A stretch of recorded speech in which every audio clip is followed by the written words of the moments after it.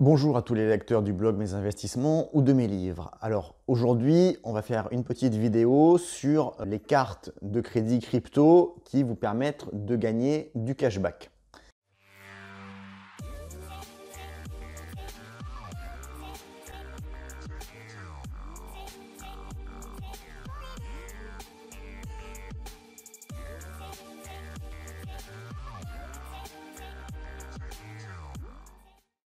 Alors c'est une vidéo que plusieurs lecteurs m'ont demandé, puisqu'effectivement, il y a un peu plus d'un an de ça, j'avais fait une vidéo sur les manières de gagner des cryptos gratuitement, que ça aille des cartes à cashback ou d'autres choses. Dans l'univers crypto, les choses changent rapidement.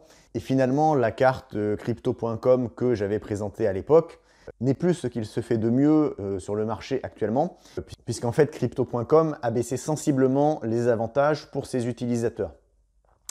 Alors, effectivement, crypto.com, il faisait beaucoup de publicité. On les voyait dans tous les événements sportifs, Grand Prix de Formule 1, match du PSG, etc. Peut-être qu'ils ont eu les yeux un peu plus gros que le ventre. Ça, cumulé avec la baisse du marché crypto, ils n'ont pas pu forcément tenir le rythme qu'ils avaient d'avantages qu'ils proposaient leurs utilisateurs avec un cashback intéressant. Et donc, ils ont réduit les taux de cashback. Ce qui fait qu'aujourd'hui, il y a mieux sur le marché. Alors, je le redis, sur les cryptos, moi, je ne fais pas partie des enthousiastes. Par contre, je ne suis pas manichéen, c'est-à-dire que je ne suis pas non plus totalement sceptique. Je pense que les cryptos, c'est quelque chose de tellement nouveau qu'en fait, savoir si on va gagner ou perdre de l'argent en investissant dessus aujourd'hui, ça revient à faire des prévisions économiques ou des prévisions de prix. Et finalement, toute personne qui fait des prévisions dans ce domaine-là est pour moi un charlatan. D'ailleurs, Warren Buffett disait les prévisions en économie, ça vous en dit plus sur la personne qui vous les fait que sur l'avenir. C'est pour ça que moi, en stratégie crypto, en fait, j'aime bien récupérer des cryptos gratuitement.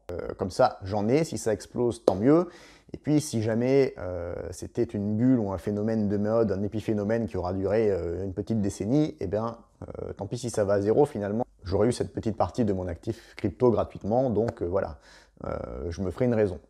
Alors, tout de suite, passons au cœur du sujet. Donc, la première carte crypto qui est intéressante et que moi, je possède, c'est celle que j'utilise désormais principalement, c'est la carte Binance. Alors, la carte Binance, finalement, elle a un peu ce qu'on avait avec crypto.com avant. C'est-à-dire que pour un BNB, donc qui est le token de Binance acheté et bloqué, donc c'est à peu près 270 € en valeur au moment où je tourne la vidéo, on a 2% de cashback, donc dans une limite de 100 € de cashback donc, par mois, donc ça fait jusqu'à 5000 € de dépenses. Après, si on passe à 10 BNB de bloqué, on a 3% de cashback avec un plafond qui augmente. Donc voilà, c'est un peu l'ancien système qu'on avait sur crypto.com. Alors moi j'utilise Binance et volontairement je fais le choix de me limiter à 2% de cashback avec un BNB de bloqué. Alors pourquoi?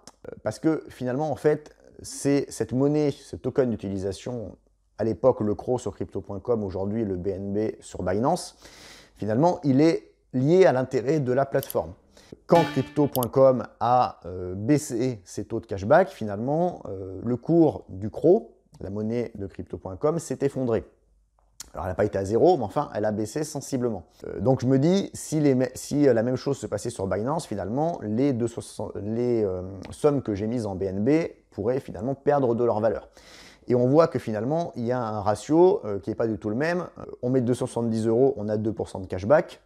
Il faut rajouter 9 fois la mise et donc aller à 2700 € si on va avoir un petit pourcent de plus de cashback par mois. Alors qu'en fait, finalement, si je raisonne par l'absurde, mon BNB acheté à 270 €, j'imagine le pire scénario, oui, l'irait à 0. Si j'imagine que j'ai, je ne sais pas, 1200 € par exemple de dépenses avec ma carte de crédit par mois, je vais engranger 24 € de cashback par mois et finalement, en moins d'un an, ces 270 € auront été remboursés, donc je ne risquerai plus rien, entre guillemets. Si je passe sur les 3% avec 2700 € de mobilisés, dans ce scénario catastrophe sur le BNB, ça ne marche pas, il faut attendre plus longtemps et je ne retrouverai pas forcément ma mise. Donc c'est pour ça que moi sur Binance, j'utilise donc, j'ai mis un BNB et j'ai 2% de cashback sur toutes mes dépenses effectuées avec cette carte de crédit Binance. Donc il y a un petit lien de parrainage qui vous fait gagner quelque chose si jamais vous voulez prendre la carte Binance. Alors je ne dis pas exactement ce que c'est parce que, comme on l'a vu, dans le monde des cryptos, les choses bougent vite et ça change assez souvent ce qui donne comme bonus pour le filleul. Donc voilà. Mais normalement, vous aurez un petit quelque chose en utilisant le lien de parrainage si cette carte vous intéresse. Alors la deuxième carte crypto à cashback que j'utilise, moi, c'est la carte Plutus. Alors Plutus, c'est moins connu. Mais l'intérêt, c'est que vous n'avez rien besoin de bloquer pour avoir déjà du cashback. On n'a pas le BNB, l'équivalent du BNB, donc là qui est le Plutus, la monnaie de Plutus à bloquer. Alors vous pouvez en bloquer pour avoir on va dire des avantages supplémentaires, mais en gros, vous avez déjà 3% de cashback sur une offre gratuite sans rien bloquer, jusqu'à 250 € de dépenses par mois. Et en plus, vous avez ce qu'ils appellent un perk. Et donc un perk, c'est un avantage, donc ça peut être par exemple qu'on vous rembourse votre abonnement Netflix. Il y a une deuxième offre qui est payante, c'est 4,99 € par mois, où là, vous avez jusqu'à 2000 € que vous pouvez dépenser avec 3% de cashback. Et là, vous avez deux perks, donc par exemple, c'est un exemple, vous prenez le remboursement de Netflix et puis 10 € de remboursement à Lidl sur vos dépenses faites à Lidl par mois. Donc c'est assez intéressant, on va dire c'est même plus intéressant que Binance. Alors, moi je l'utilise quand même un peu moins. Alors je l'ai, j'ai une offre, notamment je me fais rembourser mon abonnement Netflix en crypto-monnaie. Pourquoi je l'utilise un peu moins? Parce que finalement, le petit inconvénient de ces cartes-là, c'est que ce sont des cartes de débit, c'est-à-dire qu'il faut précharger l'argent que vous allez dépenser sur la plateforme. Autant Binance, c'est quasiment la plateforme numéro 1 des crypto-monnaies et on peut lui supposer une certaine solidité, donc j'ai pas trop, on va dire, de problème à envoyer 1000 € de virement par mois, à l'avance pour la carte de crédit. Alors sachant que sur Binance, ils prennent 1 € de frais quand on envoie par virement, donc c'est pour ça qu'il ne faut pas envoyer 50 € par 50 €, mais plutôt 1000 € par 1000 €. J'avais oublié de le dire tout à l'heure, effectivement. Et donc sur Plutus, j'aime pas forcément avoir une somme à 4 chiffres à l'avance dessus. J'aime bien avoir une somme plutôt à 3 chiffres. Au cas où, si la plateforme fonde les plombs, il n'y a que ça qui part, entre guillemets. On l'a vu dans le monde des cryptos, ça peut arriver. Il y a Celsius notamment qui a bloqué les avoirs de ses clients lors du crack crypto qui a eu lieu cet été et au printemps. Alors c'est un peu le phénomène du risque de contrepartie finalement, qui est valable pour des comptes en banque, pour des assurances vie, dont je parlais un peu dans mon premier livre, Construisez et gérez votre patrimoine avec succès. C'est-à-dire qu'il faut, même si c'est un risque parfois peu probable, plus ou moins selon les placements, vous posez la question de qu'est-ce qui se passe si mon intermédiaire fondait les plombs. C'est le cas quand vous achetez un ETF, c'est le cas quand vous avez un compte en banque, c'est le cas quand vous avez une assurance vie, et c'est a fortiori le cas sur les cryptos, qui est un monde nouveau et sûrement moins solide que l'ancien monde sur ce type d'entreprise.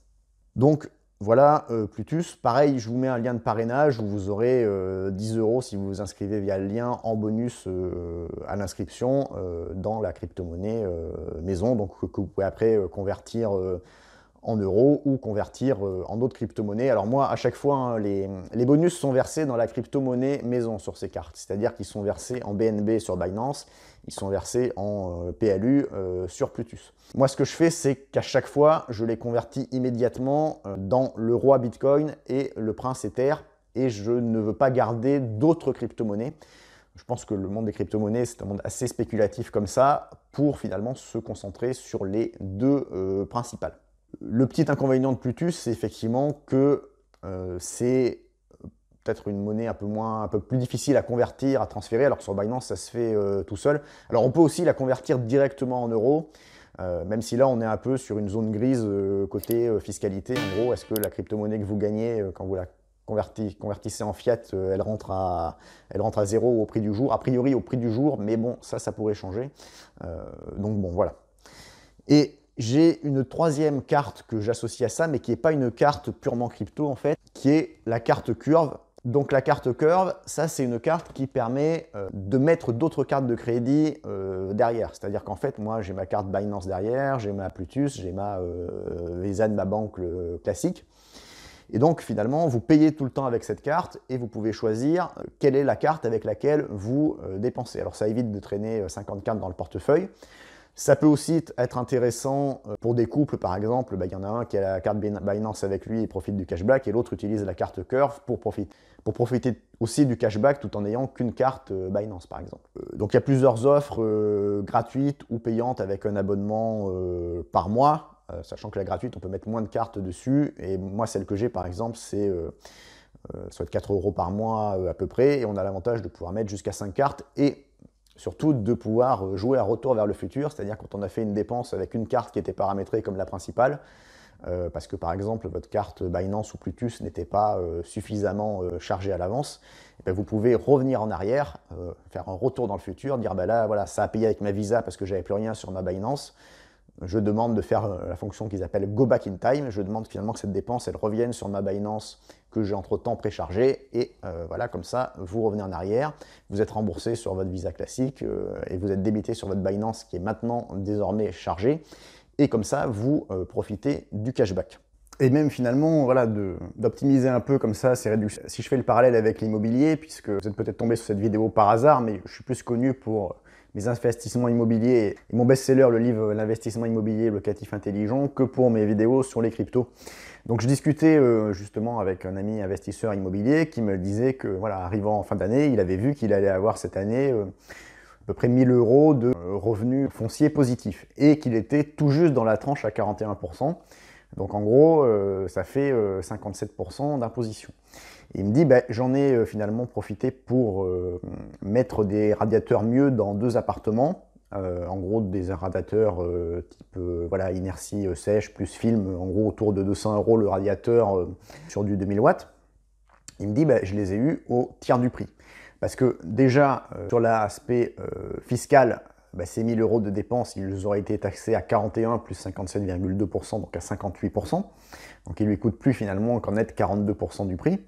Et il me dit, en cumulant finalement le cashback de ma carte crypto, plus en commandant ces radiateurs sur Castorama via des sites comme Igral. Donc c'est pareil, Igral, hein, c'est du cashback hors crypto, mais c'est du cashback lorsque vous faites vos achats en ligne, où vous pouvez mettre un petit pop-up qui vous dit, voilà, là vous avez du cashback et vous en profitez. Je vous mettrai aussi le lien dans la description. Finalement, j'ai réussi à payer 33% du prix de ces radiateurs. Donc c'est-à-dire que un radiateur qui vaut 200 €, il le met pour 60 €, et donc ça vaut le coup, rien qu'en valorisation de son appartement, on fait, quand il aura des questions sur les coûts de chauffage, etc., ça présentera toujours beaucoup mieux en confort thermique, surtout que ça va devenir un peu un sujet sûrement cet hiver. Donc voilà un peu le monde des cartes crypto à cashback que j'utilise, qui pour moi sont les plus intéressantes aujourd'hui. Alors sachant que dans ma stratégie crypto de sceptique pragmatique, qui a tendance à ne pas trop investir en crypto, mais par contre n'être pas totalement sceptique, puisque je ramasse un peu tout ce que je peux gratter gratuitement comme crypto-monnaie. Dans la vidéo que j'avais faite l'an dernier, où je parlais à l'époque de la carte crypto.com dont les avantages ont baissé, je parlais aussi des autres moyens de gagner des cryptos gratuitement, hors les cartes de crédit à cashback que je viens de présenter, puisqu'il y en a d'autres, par exemple en surfant sur Internet, avec des moteurs de recherche, etc. Donc je vais vous mettre le lien dans la vidéo, si vous ne l'aviez pas vu, de cette deuxième vidéo où je montre les moyens hors carte de cashback de gagner des cryptos gratuitement, dans la description de cette vidéo, et puis je la ferai commencer après la phase au bon moment, c'est-à-dire au moment où on parle de... Voilà, si vous n'êtes pas encore abonné à la chaîne, c'est le temps de le faire, de mettre un petit like si vous avez aimé, n'hésitez pas à commenter, et puis à vous abonner si ce n'est pas déjà fait. Je vous dis à bientôt sur le blog et sur la chaîne.